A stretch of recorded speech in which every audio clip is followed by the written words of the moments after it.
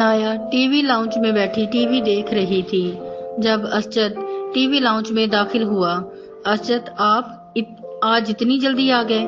अनाया ने हैरानगी से पूछा तो असजद शॉपिंग बैग सोफे पर रखते हुए, हाँ, आज ऑफिस में काम कम था तो सोचा जल्दी घर चला जाता हूँ। और ये क्या? अनाया ने खुशी से शॉपिंग बैग खोलते हुए कहा। ये गिफ्ट है, असद ने कहा। तो अनाया खुशी से ब्रेसलेट खोलने लगी तो असद जल्दी से, ये माहा के लिए है और वो दूसरा तुम्हारा है। अनाया की खुशी जैसे गायब ही हो गई। माहा के लिए? हाँ, और ये तुम्हारा है। असद ने शॉपिंग बैग से कंगन निकालकर अनाया को दिखाते हुए, देखो प्यारे हैं ना? अनाया हिचकिचाते हुए, हाँ, बहुत प्यारे हैं। इतने में माहा भी आ गई। माहा को देखकर असद के चेहरे की खुशी और भी ज्यादा बढ़ गई।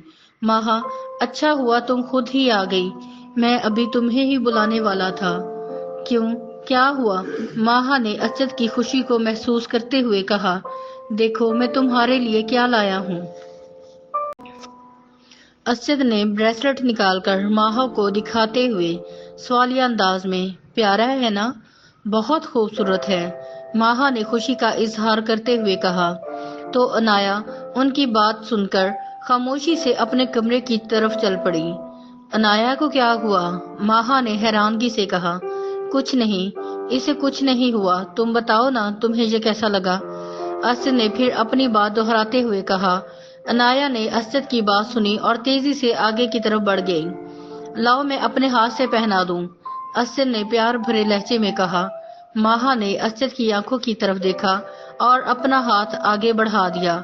असद ने ब्रेसलेट माहा के हाथ में पहना दिया तो माहा शर्मा कर जल्दी से अपने कमरे की तरफ दौड़ी और असद वहीं खड़ा उसे जाता हुआ देख रहा था।